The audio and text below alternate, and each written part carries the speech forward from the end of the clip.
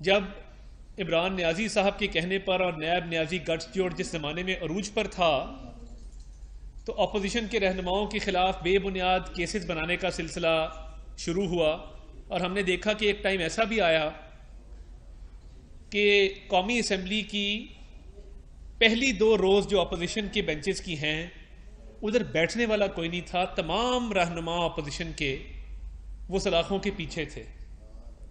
قطع نظر اس بات سے کہ نیب کا قانون ایک کالا قانون ہے، بدترین ڈکٹیٹرشپ کے دور میں اس کو بنایا گیا، پولیٹیکل انجینئرنگ کے لیے بنایا گیا، اور وہ سیاسی انتقام کے لیے، پولیٹیکل وکٹمائزیشن کے لیے استعمال کیا گیا۔ اس کے باوجود آپ دیکھیں گے کہ ہمارے پر تنقید اس بات پہ ہوتی تھی کہ مسلم لیگ نون کے دور میں ہم نیب ترمیم نہیں کر سکے، مسلم لیگ نون کے یا پیپلز پارٹی کے دور میں ہم نیب کے قانون میں ترامیم نہیں کر سکے۔ اب ترامیم کا آغاز تب ہوا جب عمران نیازی صاحب نے یہ بہتر جانا کہ یہ ترامیم اس لیے ضروری ہیں کہ کوئی سرکاری افسر کسی فائل پر سائن کرنے کو تیار نہیں ہے، کوئی سیاستدان، کوئی وزیر مشیر وہ کوئی کام کرنے کو تیار نہیں ہے، کیونکہ نیب کا ایک ڈر اور خوف لوگوں کے دلوں میں بیٹھ گیا تھا، اور وہ ماضی میں نہیں تھا، وہ 2008 سے 12 پیپلز پارٹی کا دور ہو یا وہ 2000 سے 13 اور 18 کا دور جو مسلم لیگ نون کا دور تھا وہ ہو، نیب ترامیم کی اس لیے ضرورت پیش نہیں آئی کیونکہ نیب کو بطور ایک سیاسی ٹول کے استعمال نہیں کیا گیا، نیب کے ذریعے لوگوں میں خوف و ہراس نہیں پھیلایا گیا، پولیٹیکل وکٹمائزیشن نہیں کی گئی۔ نیب ترامیم کی ضرورت تو عمران نیازی صاحب کو پیش آئی، اور میں یہ بات بالکل واضح طور پر کہنے کو تیار ہوں کہ نیب ترامیم میں سب سے زیادہ جلدی پرویز خٹک صاحب کو اور اسد کیسر صاحب کو تھی۔ میں ان چیزوں کا عینی شاہد ہوں کہ یہ 2 حضرات ہمیشہ جب نیب کی قانون میں ترامیم کی بات آتی تھی تو یہ ہمیشہ سب سے آگے ہوتے تھے، اور عمران خان صاحب کو بھی نیب قانون کی ترامیم انہوں نے ہی تجویز کی تھی۔ اب ہم نے کیا کیا ہے جو ہمارا اتنا بڑا گناہ بن گیا، ہم تو نیب بھگت چکے۔ میاں شہباز شریف صاحب کو نیب نے تب گرفتار کیا جب وہ 6 ماہ قید کاٹ چکے تھے، اور بلایا صاف پانی کے کیس میں اور گرفتار کر لیا آشیانہ کے کیس میں۔ یہ بھی دنیا میں کہیں نہیں ہوتا کہ آپ کال اپ نوٹس کسی اور کا کیس کا دیں اور گرفتاری کسی اور کیس میں عمل میں آئے۔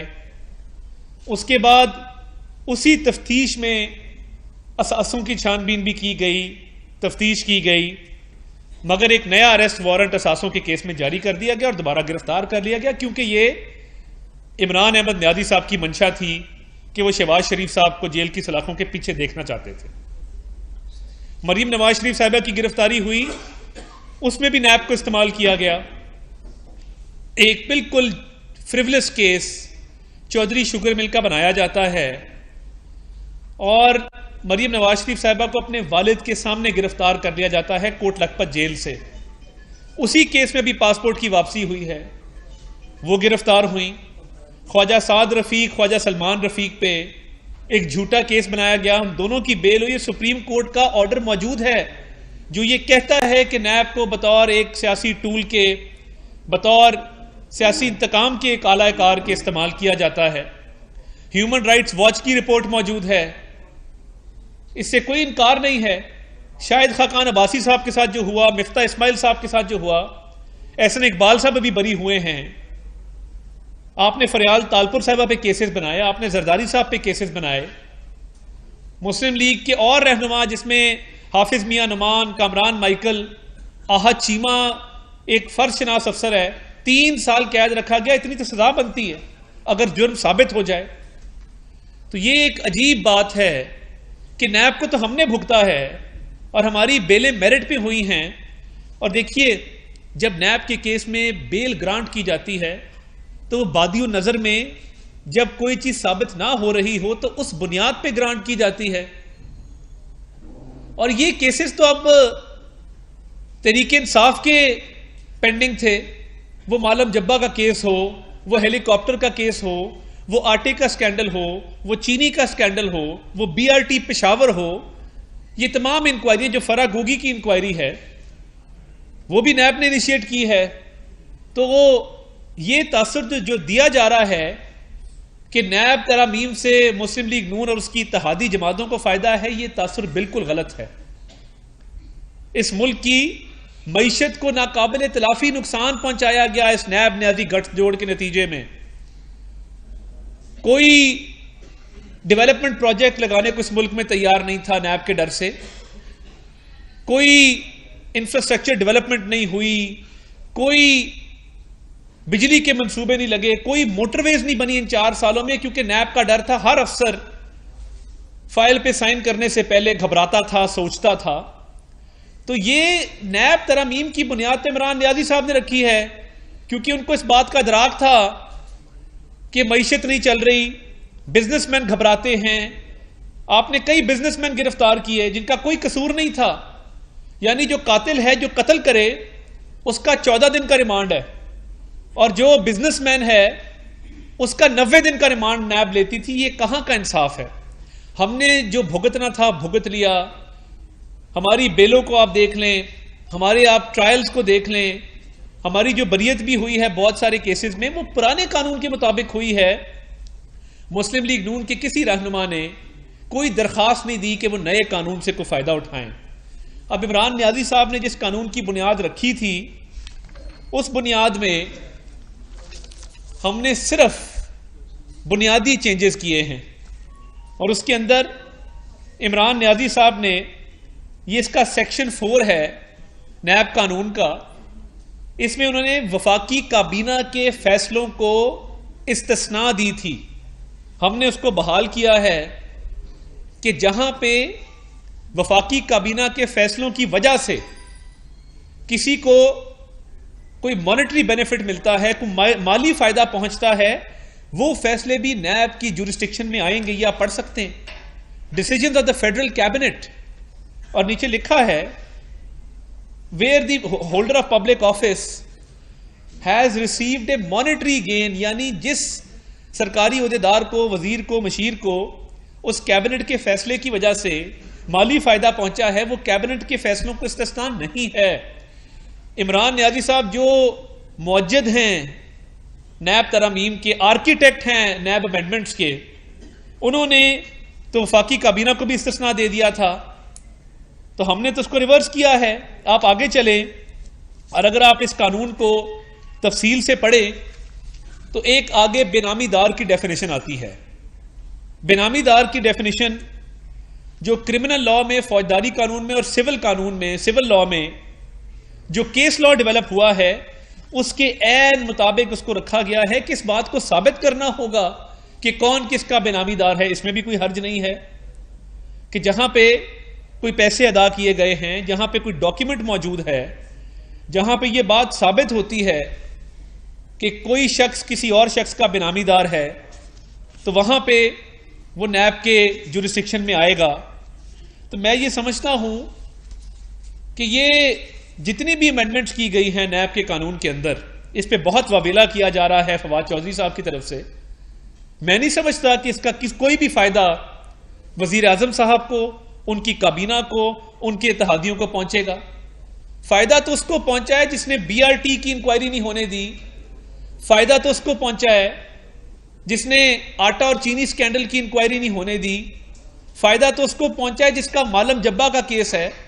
فائدہ تو اس کو پہنچا ہے جو ہیلی کاپٹر کیس کے زیر التوا ہونے کے باوجود آج بھی پنجاب حکومت اور خیبر پختونخوا حکومت کے سرکاری ہیلی کاپٹر پہ سیر کرتا ہے، اس پہ سفر کرتا ہے، اس کو سیاسی جلسوں کے لیے استعمال کرتا ہے. تو یہ نیب ترامیم کے نہ ہم موجد ہیں، نہ ہم آرکیٹیکٹ ہیں، نہ ہم نے اس کو آگے کیا. یہ تو عمران نیازی صاحب کی ترامیم ہے جس میں مائنر امینڈمنٹس کی گئی ہیں. اور عمران نیازی صاحب کو کیا ضرورت تھی؟ جو اوریجنل قانون تھا اس کو اسی شکل میں رہنے دیتے. اس کے آگے چلے تو چیئرمین نیب کی تعیناتی پہ ایک ترمیم ہماری طرف سے کی گئی کہ چیئرمین نیب کا جو ٹینیور ہوگا وہ نان ایکسٹینڈیبل ہوگا. یعنی چیئرمین نیب کی تعیناتی کے بعد ان کا جب ریٹائرمنٹ ہوگی تو دوبارہ تعینات ان کو ری اپوائنٹ نہیں کیا جا سکے گا.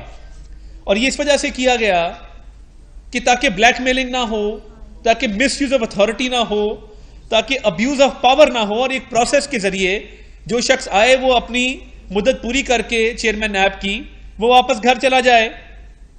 اور یہ باقی بھی جس میں ترامیم ہیں، 90 دن کی ریمانڈ کو ختم کیا گیا اور 14 دن کا ریمانڈ اس لیے کیا گیا کہ 90 دن کا ریمانڈ تو دنیا میں کہیں نہیں ہوتا، اور یہ سیاسی انجینئرنگ کے لیے، سیاسی انتقام کے لیے 90 دن کے ریمانڈ کو استعمال کیا جاتا تھا.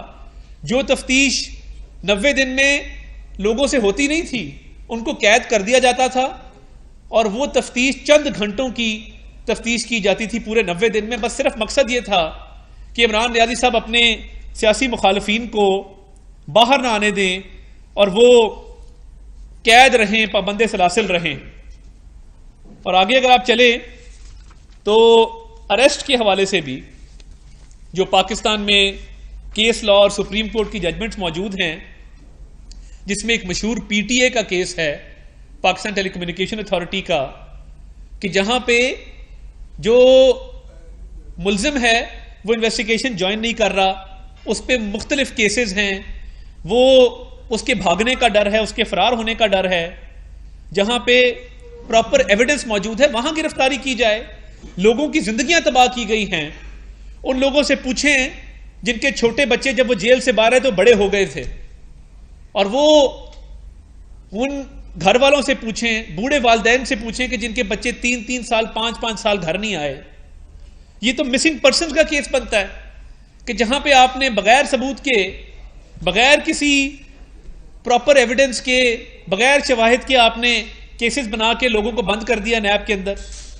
اور اس کے آگے چلیں تو یہ ترمیم پوری دنیا میں انصاف کا ایک معیار ہے، انصاف کے کچھ ضابطے ہیں کہ ملزم نے اپنے اوپر لگائے گئے الزامات کو رد نہیں کرنا. یہ پروسیکیوشن نے ثابت کرنا ہے کہ جو پروسیکیوشن نے یا انویسٹیگیٹنگ ایجنسی نے، تحقیقاتی ادارے نے جو الزامات لگائے ہیں وہ درست ہیں. یعنی آج کوئی الزام آپ پہ لگا دے کہ مینار پاکستان جو ہے اس کے ارد گرد جتنی زمین ہے وہ آپ کی ملکیت ہے، تو وہ جس نے الزام لگایا وہ ثابت کرے کہ وہ آپ کی ملکیت ہے، نہ کہ آپ کو ثابت کرنا پڑے کہ وہ آپ کی ملکیت نہیں ہے. یہ انصاف کا معیار ہے کہ burden of proof لائز on the prosecution. اور اس کے اندر زیادہ تنقید جو بیجا کی جا رہی ہے وہ اس شک پہ کی جا رہی ہے کہ نیب کی جورسڈکشن 50 کروڑ اور اس سے اوپر کی مالیت کے کیسز پر ہے. تو یہ نیب کی باڈی تو بنائی گئی تھی میگا کرپشن کے کیسز کو انویسٹیگیٹ کرنے کے لیے، اور عمران نیازی صاحب اپنے منہ سے کہتے رہے کہ یہ اربوں کے کیس ہیں، ہم اربوں کے کیسز کی تفتیش کر رہے ہیں. تو یہ نیب میں اگر چھوٹی مالیت کے کیسز جائیں گے تو پھر باقی جو کنسرنڈ ایجنسیز ہیں، جس میں اینٹی کرپشن ہے، جس میں ایف آئی اے ہے، جس میں ایف بی آر ہے، جس میں ایس سی سی پی ہے، وہ کن معاملات کی تحقیقات کریں گے اور ان کی جورسڈکشن کہاں لائے کرے گی. تو بات یہ ہے کہ ایک نہ ایک باڈی ملک میں ہوتی ہے جو میگا کرپشن سکینڈلز یا میگا کرپشن کیسز کی تحقیقات کرتی ہے. تو اس لیے یہ 50 کروڑ سے اوپر کی شک رکھی گئی. تو میں کہنا یہ چاہتا ہوں کہ نیب کی ترامیم جو بنیادی طور پہ کی گئی، عمران نیازی صاحب نے اپنے آپ کو سہولت دینے کے لیے تب کی اور کہا کہ یہ بزنس مین اور بیوروکریٹس کی سہولت کاری کے لیے ہے، اور جب ہم نے اس میں اضافہ کیا تو اب ہمیں کہا جا رہا ہے کہ ہم اپنے لیے کر رہے ہیں. ہم نے جو بھگتنا تھا ہم نے بھگت لیا. ہمارے تمام کیسز کی بیل سپریم کورٹ تک گئیں، ہمارے ٹرائلز تقریباً کمپلیٹ ہیں. اگر کسی پہ کیس نہیں بنا تو وہ عمران نیازی صاحب پہ نہیں بنا، اور انہوں نے بننے نہیں دیا. کبھی سٹے آرڈر، کبھی ایک سٹے آرڈر، کبھی دوسرا سٹے آرڈر. اور یہ عمران نیازی صاحب کے کیسز ہیں. سب سے بڑا بینیفیشری ان نیب ترامیم کا عمران نیازی ہے. آج بھی اگر فرض کر لیا جائے ان نیب ترامیم کو ختم کر دیں تو ہمارے پہ تو اس کا اطلاق نہیں ہوگا. اس کا اطلاق عمران نیازی اور اس کے وزراء پر ہونا ہے جن کے خلاف ثبوت بھی موجود ہیں، شواہد بھی موجود ہیں. اور اگر تحریک انصاف یہ کھیل کھیلنا چاہتی ہے اس ملک میں کہ جہاں پہ ہمارے درجنوں کے حساب سے رہنماؤں کو پابند سلاسل کیا گیا، جھوٹے کیسز بنائے گئے، تو ہمارے پاس تو آپ کے خلاف سچے کیسز ہیں. تو یہ بڑے آرام سے اس معاملے کو کیا جا سکتا ہے. مگر میں ایک اور بات یہ سمجھتا ہوں کہ فواد چودھری صاحب پہلے دن سے عمران خان کو تباہ کرنے کے مشن پہ ہیں. وہ ایسے بیانات دلواتے ہیں، ایسے مشورے دیتے ہیں جس سے عمران نیازی صاحب کا نہ صرف تمسخر اڑتا ہے بلکہ یہ بالکل کلیئر ہو جاتا ہے کہ یہ جو بھی فیصلہ کریں گے یہ ان کے خلاف جائے گا. تو یہ تو ہو سکتا ہے کہ فواد چودھری صاحب اگلی جو سیاسی جماعت انہوں نے جوائن کرنی ہے اس کے فائدے کے لیے بات کرتے ہوں، مگر نیب ترامیم کو متنازع بنانا اور کہنا کہ یہ سیلف سرونگ لیجسلیشن ہے، یہ کچھ سیاستدانوں نے اپنے مقصد کے لیے کی ہے. میں نے آپ کو ایک ایک شک پڑھ کے سنا دی کہ یہ بالکل سیلف سرونگ لیجسلیشن نہیں ہے. اس سے کوئی فائدہ نہ وزیر اعظم کو ہوگا نہ ان کی فیملی کو ہوگا. اس سے کوئی فائدہ ہمارے کسی اتحادی کو ہوگا نہ میاں نواز شریف اور ان کی فیملی کو ہوگا. تو دیکھیے بات وہ کرنی چاہیے جس میں جو حقیقت پہ مبنی ہو، جو سچائی پر مبنی ہو. آج فرح صاحبہ پہ جو کیس ہے تو وہ دبئی کس کے کہنے پہ بیٹھی ہیں؟ وہ دبئی کیوں بیٹھی ہیں؟ عمران نیازی صاحب کا اقتدار ختم ہوتے ہی ان کو دبئی فرار عمران نیازی صاحب نے کیوں کروایا؟ ان کو واپس بلانے سے کیوں قاصر ہیں؟ کیا ان کا ٹرائل نہیں ہونا چاہیے؟ اور نیب کی جو انویسٹیگیشن آتھرائز ہوئی ہے اس میں ان کو پیش نہیں ہونا چاہیے آ کے جو الزامات لگائے گئے ہیں کم از کم اس کا جواب نہیں دینا چاہیے؟ کوئی ایک خط بھیج دیتے کہ جی یہ الزامات غلط ہیں مگر نیب کا سامنا کرنے کو تیار نہیں ہے. تو کیا یہ سمجھ لیا جائے کہ نیب ترامیم جن کی بنیاد عمران نیازی صاحب کے دور میں رکھی گئی اور عمران نیازی صاحب نے رکھی، وہ اس لیے رکھی تھی کہ فرح گوگی کو فائدہ پہنچے، وہ اس لیے رکھی تھی کہ عامر کیانی کو فائدہ پہنچے، وہ اس لیے رکھی تھی کہ جتنے بی آر ٹی سے لے کے ہیلی کاپٹر سے لے کے معلم جبہ تک جو کیسز ہیں اس میں وہ اپنے آپ کو فائدہ پہنچانا چاہتے ہیں. تو یہ تاثر انتہائی غلط ہے کہ ہم نے یہ ترامیم کی ہیں اور اپنے لیے کی ہیں. ہم نے ہمیشہ عدالتوں کے سامنے سر جھکایا ہے، قانون کو تسلیم کیا ہے، آئین کی بالادستی کو مانا ہے. اور دیکھیے جو قید کاٹی ہے، ناحق کاٹی ہے. ان کو تو 4 دن ان کا کوئی رہنما جیل ہوا ہے تو وہ قیامت برپا کر دیتا ہے، آسمان سر پہ اٹھا لیتا ہے. تو جب یہ سارا کچھ ہو رہا تھا کوئی نوٹس لینے والا نہیں تھا. جب میاں شہباز شریف صاحب کو گرفتار کیا گیا، سال اندر رکھا گیا، ناحق رکھا گیا، مریم نواز شریف صاحبہ کو قید رکھا گیا، نواز شریف صاحب کو قید رکھا گیا، ہماری پوری جماعت، ہماری مین لیڈرشپ اندر رہی ہے، مگر ہم نے اس دور میں بھی ترامیم نہیں کی. اب ہم نے جو بھگتنا تھا بھگت لیا، مگر اس ملک کی معیشت کے پہیے نے آگے چلنا ہے. اور ڈار صاحب آئے ہیں وزیر اعظم صاحب کی قیادت میں، نواز شریف صاحب کی قیادت میں، انشاءاللہ ڈالر بھی سستا ہوگا، پیٹرول بھی سستا ہوگا، معیشت کا پہیہ چلے گا. مگر اگر نیب کا ڈر اور خوف بزنس کمیونٹی کے اور افسران کے دلوں میں رہا جو عمران نیازی صاحب بٹھا گئے ہیں تو پھر معیشت کو اس کا ناقابل تلافی نقصان ہوگا. بہت شکریہ.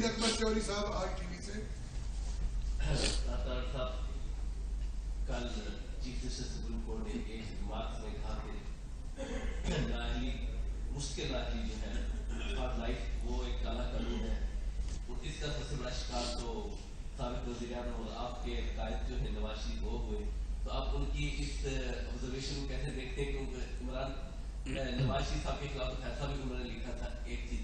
دوسری چیز یہ بتائیے گا کہ یہ فرح گوگی کے خلاف کب آپ کیس لائیں گے؟ کیونکہ یہ تو اب سب جانتے ہیں اور سب کہتے ہیں آپ الزامات کو عائد کرتے ہیں، آپ کب کورٹ میں لائیں گے تاکہ کورٹ میں لائیں؟ بہت شکریہ نوید صاحب. پہلی بات تو یہ ہے کہ سپریم کورٹ بار ایسوسی ایشن کے صدر جناب احسن بھون صاحب نے ایک سپریم کورٹ میں تاحیات نااہلی کو ختم کرنے کے لیے پٹیشن فائل کر رکھی ہے، وہ زیر التوا ہے. اور انصاف کے تقاضے تبھی پورے ہوتے ہیں کسی ٹیکنیکلٹی پہ کسی سیاستدان کو بھی فار لائف ڈسکوالیفائی نہیں ہونا چاہیے. میں تو اس کو اس طرح دیکھتا ہوں. اس میں میاں نواز شریف صاحب، جہانگیر خان ترین صاحب دونوں شامل ہیں. اور میاں نواز شریف صاحب کو تو بیٹے سے تنخواہ نہ لینے پہ نکالا گیا اور ڈسکوالیفائی کیا گیا. آج جب ان کیسز کی حقیقت سامنے آ رہی ہے تو یہ پتہ لگ رہا ہے کہ میاں نواز شریف کا قصور کوئی نہیں تھا. ایسٹ بیونڈ مینز جو آمدن سے زائد اثاثے بنانے کا بھی الزام ہے وہ بھی ثابت نہیں ہو سکا. تو اس حوالے سے تو میں بالکل کلیئر ہوں کہ کسی بھی سیاستدان کو تاحیات نااہلی کا سامنا نہیں کرنا چاہیے. لیول پلینگ فیلڈ ہونی چاہیے تمام سیاستدانوں تمام سیاسی جماعتوں کے لیے. جہاں تک فرح گوگی کا تعلق ہے ان پہ نیب کی ایک انکوائری ہے اور میں نے وزارت داخلہ کو وزیر داخلہ رانا ثناء اللہ صاحب کو یہ صدا کی ہے کہ ان کے ریڈ وارنٹ جاری کیے جائے اور ان کو پاکستان لایا جائے تاکہ وہ انکوائری فیس کر سکیں. اس کے علاوہ ایک پنجاب میں ان کے خلاف کیس قائم کیا گیا تھا, اینٹی کرپشن کا پرچہ دیا گیا تھا. وہ پرچہ پرویز الہی صاحب کی حکومت آتے ہی ڈی جی اینٹی کرپشن کے تبادلے شروع ہو گئے. رانا جبار صاحب کو تبدیل کر کے رائے منظور ناصر صاحب کو لگایا گیا, رائے منظور ناصر صاحب کو تبدیل کر کے شہریار سلطان صاحب کو لگایا گیا, شہریار سلطان صاحب کو تبدیل کر کے کیپٹن اسد صاحب کو لگایا گیا, کیپٹن اسد صاحب کو تبدیل کر کے ندیم سرور صاحب کو لگایا گیا ہے. مجھے تو ان کے نام بھی یاد ہو گئے ہیں کہ پنجاب میں 5 D G anti corruption change ہو چکے اور یہ 5ویں ڈی جی اینٹی کرپشن نے آ کے فرح گوگی کی انکوائری ختم کر دی ہے, پرچہ خارج کر دیا گیا ہے. تو جو نیب کی پینڈنگ انکوائری ہے اس میں وزیر داخلہ صاحب کو یہ ریکویسٹ کی ہے کہ ریڈ وارنٹ جاری کیے جائیں اور فرح گوگی کو پاکستان واپس لایا جائے. جناب آپ نے وہ مل جو ہے وہ نون لیگ کی ملکیت سے کی جاتی ہے عام پر. وہاں پہ ایک نام تھا ظفر حجازی جو چیئرمین تھا SGP, اس کو بھی اس میں ملوث کیا گیا تھا اور اس نے جیل بھی کاٹی, اس کو نوکری میں نکال دیا تھا.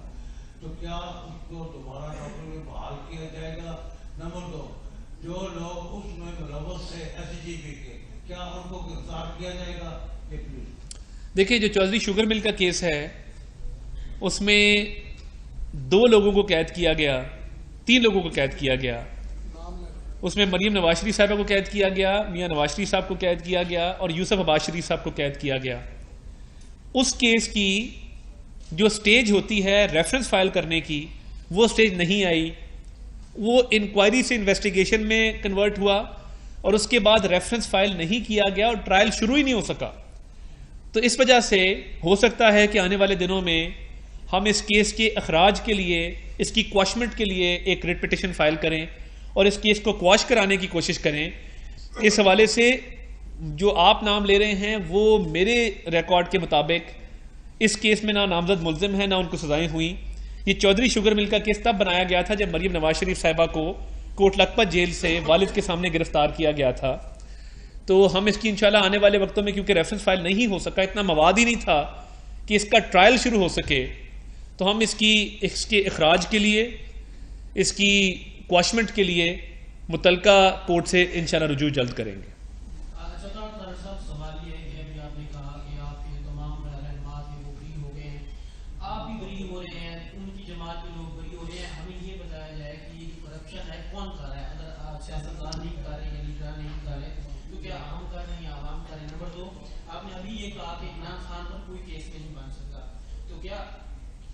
کو مان رہے ہیں کہ آپ لوگ چاہتے ہوئے بھی عمران خان پر کوئی ایک کیس بھی دائر نہیں کر سکے جو سالڈ ہو. اور تیسری بات ایک لیٹر نوٹ پہ بھی لیجیے گا کہ 50,000 آپ نے کروڑ کی بات کی, تو جو پہلے کرپشن کرتا تھا ارب تھی 2 ارب تھی, تو آپ وہ 50 کروڑ کی حد رکھ کر ایک محکمہ نہیں, اس کو زیادہ محنت نہیں کرنی پڑے گی, 3-4 محکموں میں جائے گا 50-80 کرے گا تاکہ وہ پکڑا نہ جائے. دیکھیے سب سے پہلی بات تو یہ ہے کہ یہ 50 کروڑ کی جو بات ہے اس میں فورن فنڈنگ کیس تو آرام سے آ جاتا ہے نا, وہ ارب سے اوپر کا کیس ہے. عمران خان صاحب کے جتنے سکینڈل ہیں وہ اربوں میں ہیں, اس میں آٹے کا سکینڈل ہو, اس میں چینی کا سکینڈل ہو, اس میں BRT ہو, اس میں فورن فنڈنگ ہو, یہ سارے کیسز جو ہیں یہ بالکل اربوں روپے میں جاتے ہیں. دوسری جو آپ نے کرپشن کی بات کی, دیکھیے یا تو ہمیں بتایا جائے اس ملک میں کہ آپ نے فلاں بجلی کا منصوبہ لگایا تھا, اتنا کمیشن لیا تھا, اس فارم میں لیا تھا, ہم دیندار ہیں. ابھی تک میاں نواز شریف پہ, میاں شہباز شریف پہ, ان کے خاندان پہ کرپشن کے الزامات لگائے گئے. 2014 میں ایک مہم چلائی گئی, چور چور ڈاکو ڈاکو کر کے اس قوم کے لوگوں کے ذہنوں کو زہر آلود کیا گیا. ایک سپانسرڈ مہم تھی جو آج بھی چل رہی ہے. میں یہ پوچھتا ہوں کہ میاں نواز شریف کے والد, چلیں اب آپ نے اچھا سوال کیا تو میں اب آپ کو کہانی سناتا ہوں. میاں نواز شریف کے والد 1969 میں ایشیا کی سب سے بڑی سٹیل انڈسٹری کے مالک تھے. آپ اپنے بڑے بزرگوں سے پوچھیں, اتفاق کا ہارویسٹر, اتفاق کا تھریشر, اتفاق کے پمپ چلتے تھے, انجینئرنگ اور کنسلٹنسی سروسز تھیں. سیاست میں آتے ہیں 1985 کے اندر.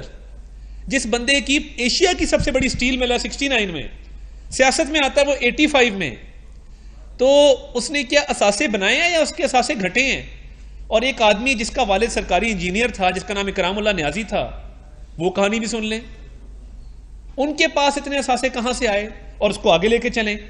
جب بنی گالا کا پوچھتے ہیں تو کہا جاتا ہے کہ یہ میری سابقہ اہلیہ اور سابقہ سسرالی جو گولڈ سمتھ UK میں رہتے ہیں ان کی طرف سے تحفہ ہے۔ پھر آپ مہر بخاری کے شو میں کہتے ہیں نہیں نہیں نہیں نہیں میں نے فلیٹ بیچے تھے، میں نے کاؤنٹی کھیلی تھی، میں نے لون لیا تھا۔ تو سر بات یہ ہے کہ بتایا جائے نا کرپشن کہاں ہوئی ہے اور کس نے کی اور کس طریقے سے کی ہے۔ اگر تو 1969 میں ایشیا کی سب سے بڑی سٹیل مل کے مالک نے کی ہے تو بتائیں، ہم دیندار ہیں۔ تو صرف الزام لگا دینا، پابند سلاسل کر دینا، سیاست سے ناک آؤٹ کر دینا، یہ تو کسی بات کا حل نہیں ہے۔ اور کرپشن ہوئی ہے آٹے میں ہوئی ہے، کرپشن ہوئی ہے چینی میں ہوئی ہے، کرپشن ہوئی ہے فورن فنڈنگ میں ہوئی ہے۔ رمیتا شیٹی کوئی عمران نیازی صاحب کی دور یا قریب کی رشتہ دار تو نہیں ہے، ایک بھارتی نژاد امریکی ہے۔ اس کے علاوہ جتنے لوگ ہیں ان کا کیا مقصد ہے پیسے بھجوانے کا، اور ان پیسوں کو ذاتی استعمال میں کیوں لایا گیا؟ اور دیکھیں جو کھلواڑ ہوا کہ پہلے چینی ایکسپورٹ کی گئی پھر امپورٹ کی گئی، کبھی تاریخ میں نہیں ہوا۔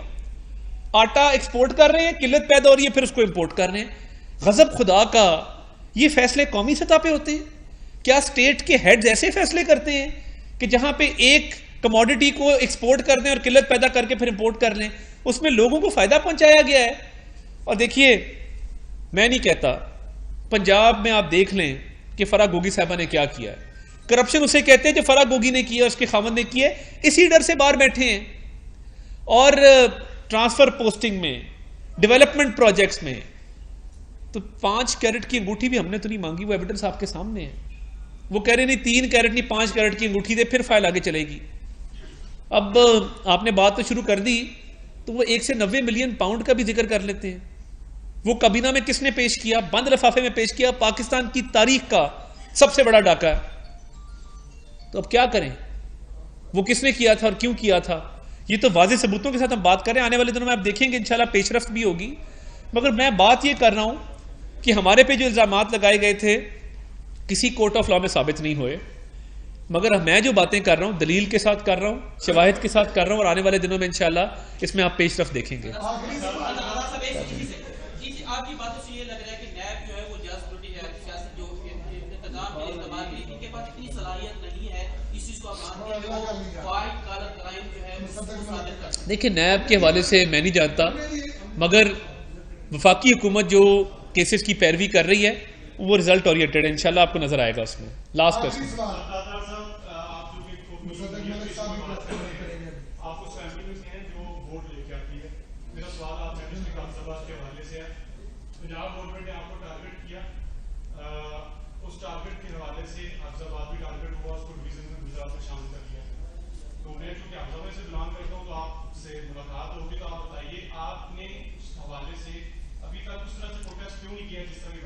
دیکھیں اس پہ سائرہ افضل تارڑ صاحبہ نے اور ایون ان کے جو مخالف ہیں لوکل بھٹی صاحبان نے اس پہ پروٹیسٹ بھی کیا، سڑکیں بھی بلاک کی۔ اور دیکھیے حافظ آباد والوں کو گجرانوالہ جاتے ہوئے 50 کلومیٹر کا فاصلہ ہے، آگے مزید 50 کلومیٹر آپ ایڈ کر لیں گجرات کے، تو یہ 100 کلومیٹر کا فاصلہ ڈویژنل ہیڈ کوارٹر بنا دینا گجرات کو۔ مونس الہی صاحب نے یہاں پہ زمینوں کی خرید کر رکھی ہے۔ کنجا میں جہاں پہ ڈویژنل کمپلیکس بننا ہے اس کے ارد گرد جتنی زرعی زمین ہے وہ خرید لی گئی ہے اونے پونے۔ جب ڈویژنل کمپلیکس بنے گا تو زمین کی قیمت اوپر جائے گی اور اس کو بیچ کے مالی فائدہ اٹھائیں گے۔ میں انشاءاللہ یہ آپ سے وعدہ کرتا ہوں اگر ہماری حکومت واپس آ جاتی ہے پنجاب میں، پہلا قدم یہ اٹھائیں گے کہ گجرات ڈویژن کا نوٹیفیکیشن کینسل کر کے حافظ آباد کو واپس گجرانوالہ کے ساتھ اٹیچ کریں گے، کیونکہ حافظ آباد گجرانوالہ کی تحصیل تھی۔ دوسرا یہ کہ اس پہ ہم نے سپریم کورٹ بار کے صدر جن کا تعلق حافظ آباد سے ہے احسن بھون صاحب سے بھی رابطہ کیا ہے، اور قانونی چارہ جوئی کے حوالے سے بھی مشاورت ہوئی ہے کہ اگر ڈویژن بننے ہیں وہ انتظامی بنیادوں پر بنائے جائیں، سیاسی بنیادوں پر اور مالی فائدہ لینے کے لیے اگر آپ ڈویژن بنائیں گے تو اس میں عوام کا نقصان ہے۔ اور یہ سیاست سے بالا تر ہو کے میں سمجھتا ہوں کہ یہ حافظ آباد کو گجرات ڈویژن کا حصہ بنا کے بہت بڑا ظلم اور بہت بڑی زیادتی کی گئی ہے۔ اس کے خلاف آواز بھی اٹھاتے رہیں گے اور اس کے سدے باب کے لیے بھی اقدامات کریں گے۔ بہت شکریہ۔